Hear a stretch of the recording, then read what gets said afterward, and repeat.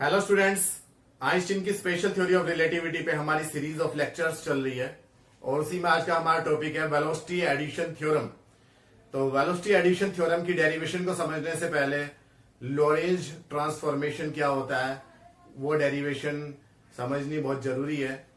तो जिन स्टूडेंट्स ने Lorentz transformation नहीं समझा है वो हमारे वीडियो के इस वीडियो के डिस्क्रिप्शन में जाएं और पहले लॉरेंज ट्रांसफॉर्मेशन को समझें और फिर इस डेरिवेशन को समझें।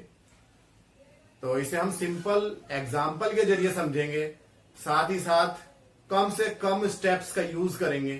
तो आप इसे ध्यान से समझें। मान लिया कि आप एक बस स्टेशन पे खड़े हैं, तो बस स्टेशन का अपना एक फ्रेम ऑफ रेफरेंस है एक्स वाई जेड और यहां पे आप खड़े हुए हैं, ठीक है। आप ऑब्जर्व कर रहे हैं एक बस को, ये बस जा रही है रोड के ऊपर और आपकी रेस्पेक्ट में बस की वेलोसिटी क्या है v। उसी रोड पे बस से थोड़ा सा और आगे एक कार जा रही है, ये कार है और आपकी रेस्पेक्ट में इस कार की वेलोसिटी कितनी है u। एक और एग्जांपल ले लेते हैं कि यहां पे आप v और u की वैल्यू दे दो कुछ ना कुछ। जैसे कि आप यहां से देख रहे हो, आपको लग रहा है कि बस कितनी स्पीड से जा रही है 40 किलोमीटर पर आवर की स्पीड से, और ये जो कार है ये थोड़ी सी ज्यादा स्पीड से जा रही है 60 किलोमीटर पर आवर की स्पीड से। तो बस का भी अपना एक फ्रेम ऑफ रेफरेंस होगा। बस में बैठा हुआ कोई यात्री है, वो इस कार को देख रहा है, तो बस का अपना एक फ्रेम ऑफ रेफरेंस है एक्स वाई जेड। आपको पता है फ्रेम ऑफ रेफरेंस यानी कि देखने का नजरिया, और ये 3 कोऑर्डिनेट एक्सिस से मिलकर बनता है। और इस सिस्टम को हमने बोल दिया एस डैश। पहले वाला जो कोऑर्डिनेट सिस्टम था वो क्या था, S, frame of reference S था, इसका frame of reference S dash है। तो आप बस में जो बैठा हुआ यात्री है वो कार को देख रहा है, तो उसे कार की स्पीड कितनी महसूस होगी। तो इसके लिए आप क्या करते हो, रिलेटिव वेलोसिटी का यूज करते हो, जैसे कि हम अपने न्यूटोनियन मैकेनिक्स यूज करते हैं डेली लाइफ में, और छोटे क्लास के जो न्यूमेरिकल्स होते हैं उसे सॉल्व करते हैं 11th 12th के। तो हम रिलेटिव वेलोसिटी में कैसे निकालते हैं, वेलोसिटी कैसे निकालते हैं। अपनी रेस्पेक्ट में अगर हमें कार की वेलोसिटी देखनी है तो कार की वेलोसिटी माइनस अपनी वेलोसिटी, तो वो रिलेटिव वेलोसिटी आ जाती है। यानी कि इस बस की रेस्पेक्ट में कार की वेलोसिटी क्या हो जाएगी, मान लिया वो u डैश, तो u dash will be equal to car की वेलोसिटी u माइनस इसकी खुद की वेलोसिटी v। या यहां पे आप देखो, बस में बैठे हुए आदमी को ऐसा लगेगा कि ये कार 60 माइनस 40 यानी कि 20 किलोमीटर पर आवर की स्पीड में मूव कर रही है एक्स डायरेक्शन में। अगर ये भी कार की स्पीड भी 40 किलोमीटर पर आवर होती तो ये ऐसा लगता है कि ये जो है 0 स्पीड से मूव कर रही है, मूव कर ही नहीं रही। ये आपने देखा होगा रिलेटिव मोशन। अगर दो ट्रेन एक साथ एक ही डायरेक्शन में सेम स्पीड से चलेंगी तो एक ट्रेन में बैठे हुए आदमी को दूसरी ट्रेन रेस्ट में महसूस होगी और दूसरे वाले को पहले वाली रेस्ट में महसूस होगी। तो यानी रिलेटिव वेलोसिटी के लिए हम माइनस करते हैं u माइनस v, तो इसकी रेस्पेक्ट में इसकी वेलोसिटी आ जाएगी और उसे हमने u डैश से डिनोट कर दिया। ये डैश इसलिए लगाया क्योंकि ये किसकी रेस्पेक्ट में है, s डैश की रेस्पेक्ट में। तो यहीं से अगर हम देखें तो u इज इक्वल टू कितना हो जाता है, u डैश प्लस v। ये नोट करने की बात है, ये सब चीजें तब होती हैं जबकि स्पीड बहुत ज्यादा हाई नहीं होती। हमारी डेली लाइफ में जो हम देखते हैं बस की या कार की स्पीड, तब के लिए है ये। तो यानी कि एस की रेस्पेक्ट में जो वेलोसिटी है कार की u, तो ये u will be equal to S की रेस्पेक्ट में बस की वेलोसिटी v प्लस बस की रेस्पेक्ट में कार की वेलोसिटी u डैश, यानी कि u डैश प्लस v, यानी वेलोसिटी का क्या हो गया यहां पर एडिशन। तो ये लो वेलोसिटी के लिए प्रूव है, सही है, ट्रू है।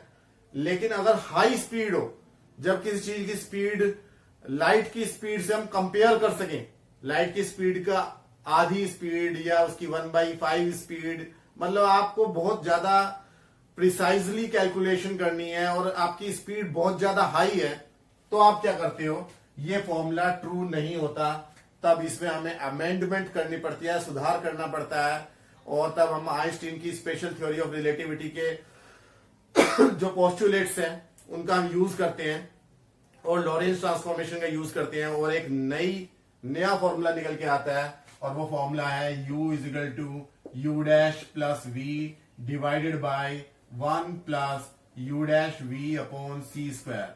और ये फॉर्मूले को ही हम डेरिव करने वाले हैं। यही फॉर्मूला क्या है आपका, आइंस्टीन्स वेलोसिटी एडिशन थ्योरम है, तो इसी को हम डेरिव करने वाले हैं फॉर हाई स्पीड। तो ये तो लो स्पीड की बात थी। हाई स्पीड के लिए हम ये बस स्टेशन की जगह हम क्या करते हैं, यहां पे तो ये बस स्टेशन था, बस स्टेशन की जगह हम एक स्पेस स्टेशन की कल्पना करते हैं। ये वो स्पेस स्टेशन है, एक्स वाई और ये जेड स्पेस स्टेशन, क्योंकि आपको पता है स्पेस में यानी कि अंतरिक्ष में जो रॉकेट वगैरह होते हैं या उनकी स्पीड जो है बहुत हाई होती है। वैसे तो वो भी इतनी हाई नहीं होती कि उसे हम लाइट की स्पीड से कंपेयर कर सकें अभी तक की टेक्नोलॉजी में, लेकिन हम ये मान रहे हैं कि हम एक स्पेस स्टेशन से ऑब्जर्वेशन ले रहे हैं, और इसी स्पेस स्टेशन के साथ में एक रॉकेट जिसमें अंतरिक्ष यात्री ट्रेवल करते हैं, x dash y dash z dash, ये जुड़ा हुआ है। ये तब जुड़ा हुआ है जब टाइम 0 है। इनिशियली आप देखते हैं कि स्पेस स्टेशन और रॉकेट दोनों एक ही जगह पर हैं, दोनों कोइंसाइड कर रहे हैं, और इस रॉकेट से आप एक ऑब्जर्वेशन ले रहे हो, हाई स्पीड में मूव करता हुआ एक पार्टिकल है, मान लिया कोई प्रोटॉन है, क्योंकि जो प्रोटॉन्स होते हैं या एलिमेंट्री पार्टिकल्स होते हैं ये बहुत ज्यादा हाई स्पीड से मूव करते हैं जब हम एक्सपेरिमेंट करते हैं। तो ये मान लिया जो है आप एक्सपेरिमेंट कर रहे हैं, तो ये बहुत हाई स्पीड से मूव कर रहा है relative to speed of light. एक प्रोटॉन है वो एक्स डायरेक्शन में मूव कर रहा है, लेकिन जब टाइम आप 0 लेंगे तो प्रोटॉन भी यहीं पर है, ओरिजिन पे ही है, यानी कि स्पेस स्टेशन, रॉकेट और प्रोटॉन तीनों के तीनों टाइम जो है जब 0 है तो तीनों कोइंसाइड कर रहे हैं, तीनों का ओरिजिन सेम है। थोड़ी देर बाद की क्या कंडीशन होगी, मैं वो थोड़ी देर बाद की स्थिति यहां बना देता हूं। एक्स वाई जेड, ये आपका क्या हो गया, स्पेस स्टेशन। इसको आपने किस चीज से डिनोट कर रखा है, एस से। और इस स्पेस स्टेशन की रेस्पेक्ट में जो रॉकेट है,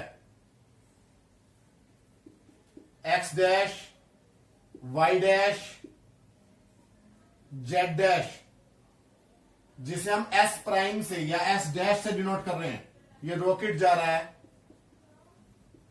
वी वेलोसिटी से, और रॉकेट की रेस्पेक्ट में जो प्रोटॉन है या जो पार्टिकल है जो हम ऑब्जर्व कर रहे हैं इस रॉकेट में बैठ के, तो रॉकेट के रेस्पेक्ट में ये कितनी स्पीड से जा रहा है, यू डैश से, और यही प्रोटॉन स्पेस स्टेशन की रेस्पेक्ट में कितनी स्पीड से जा रहा है, यू से। यानी कि ऊपर वाला जो सिनेरियो है जो लो स्पीड के लिए हम देखते हैं, बस स्टेशन, उसकी जगह पे आ गया हमारा स्पेस स्टेशन, बस की जगह पे आ गया हमारा रॉकेट, और कार की जगह पे आ गया एक प्रोटॉन, और बाकी सब कुछ वैसे ही है। इसकी स्पीड प्रोटॉन की रॉकेट की रेस्पेक्ट में यू डैश है, जैसे कार की स्पीड बस की रेस्पेक्ट में कितनी थी, यू डैश थी, तो you dash was equal to u minus v. लेकिन यहां पर ऐसा नहीं होगा, तो यहां लॉरेंस ट्रांसफॉर्मेशन का हम यूज करते हैं। तो इस प्रोटॉन के जो कोऑर्डिनेट हैं विद रेस्पेक्ट टू रॉकेट वो कितने हैं, मान लिया एक्स डैश है, वाई कोऑर्डिनेट और जेड कोऑर्डिनेट तो हमने 0 ले लिया जानबूझ के सिंपल करने के लिए। तो ये यहां से लेकर यहां तक की जो डिस्टेंस है ये क्या है, एक्स डैश, क्योंकि ये एक्स डायरेक्शन में जा रहा है। और प्रोटॉन की डिस्टेंस स्पेस स्टेशन से, इसका जो कोऑर्डिनेट है वो क्या है, एक्स, यानी कि ये वाला जो डिस्टेंस है ये एक्स है। तो लॉरेंस ट्रांसफॉर्मेशन में क्या आया था, एक्स डैश और एक्स में क्या रिलेशनशिप थी, तो बाय लॉरेंस ट्रांसफॉर्मेशन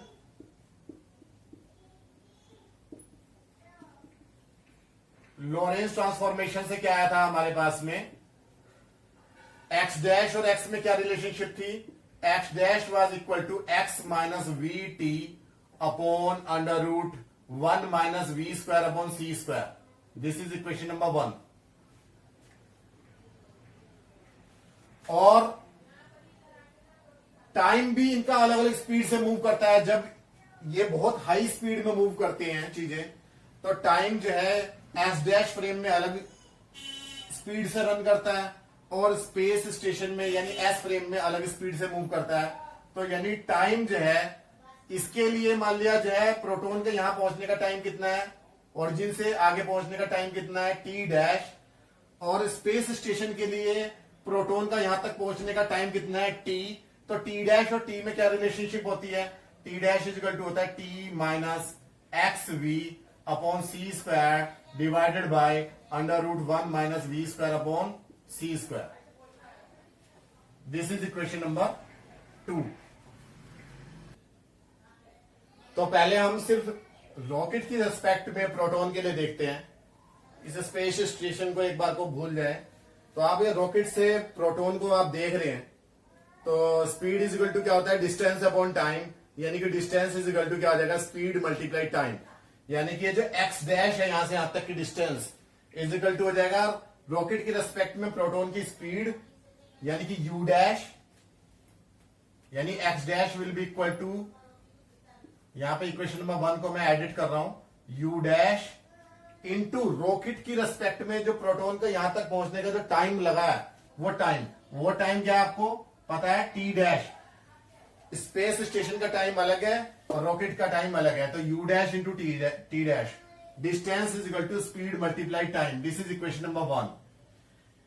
अगर हम यही सब कुछ रॉकेट को छोड़ के सिर्फ और सिर्फ स्पेस स्टेशन से देखते हैं, तो स्पेस स्टेशन से प्रोटॉन के यहां तक पहुंचने का जो टाइम कितना है टी, और डिस्टेंस कितनी है एक्स. तो distance is equal to speed multiply time, यानी कि X is equal to proton की स्पीड स्पेस स्टेशन की रेस्पेक्ट में कितनी है u इंटू टाइम t. तो दिस इज इक्वेशन नंबर 3.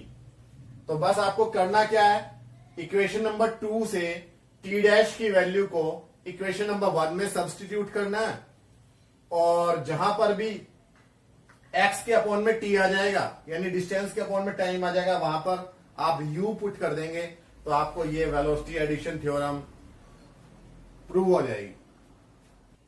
तो चलिए ऊपर से थोड़ा सा इसे रफ कर देते हैं. डेरिवेशन तो नीचे ही हो रही है. अननेसेसरी जो चीजें हैं जो पहले समझाने के लिए थी, भूमिका बनाने के लिए थी, उसे हम हटा रहे.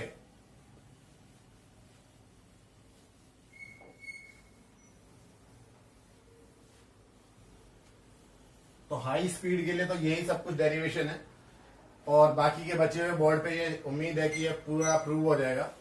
तो मैं इसे यहां एक लाइन ले लेता हूं, और इसके भी 2 पार्ट्स कर लेते हैं हम. आधे पार्ट में पहले हम कर लेंगे, बाकी के बाद में कर लेते हैं. तो टी डैश की वैल्यू हम यहां पुट करते हैं इक्वेशन नंबर 1 में. तो टी डैश की वैल्यू इक्वेशन नंबर 1 में पुट करेंगे. तो सब्स्टिट्यूटिंग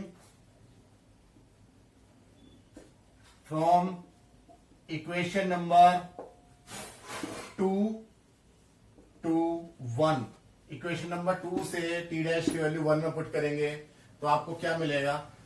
इस एक्स डैश को आप छोड़ दें, बस इतना लें, ये और ये दोनों स्टेप्स लें.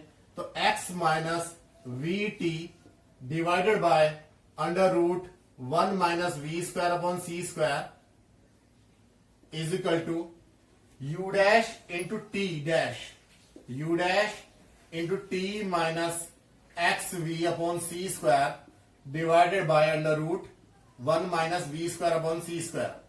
तो ये under root 1 minus we square upon C square से ये सामने वाला टर्म कैंसिल हो जाएगा.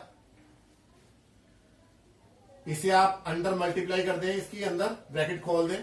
तो x minus we T will be equal to you dash into T minus X U dash we upon C square. आप एक काम करें, इस टर्म को इधर ले आए, प्लस में आ जाएगा, और टी वाले टर्म्स को उसी तरफ ले जाएं. तो ये इधर आ जाएगा, प्लस में हो जाएगा, और जब ये इधर आएगा तो इसमें से क्या कॉमन आ जाएगा, एक्स कॉमन आ जाएगा। चलो हम बाद में कॉमन लेते हैं, पहले X plus X U dash we upon C square is equal to, ये इधर भेज देते हैं, तो you dash T plus V T.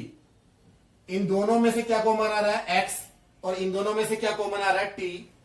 तो आगे का हम यहां डेरिवेशन कर रहे हैं, ये एरो बना दिया मैंने कि यहां हो रहा है, तो एक्स कॉमन आ गया, 1 plus you dash we upon C square is equal to, इनमें से टी कॉमन आ गया, तो यू डैश प्लस वी और टी बाहर, टी को आप इधर डिवाइड में भेजेंगे, X upon T is equal to, और ये चीज इधर मल्टीप्लाई में इधर डिवाइड में आ जाएगी, U dash plus V upon 1 plus you dash we upon C square.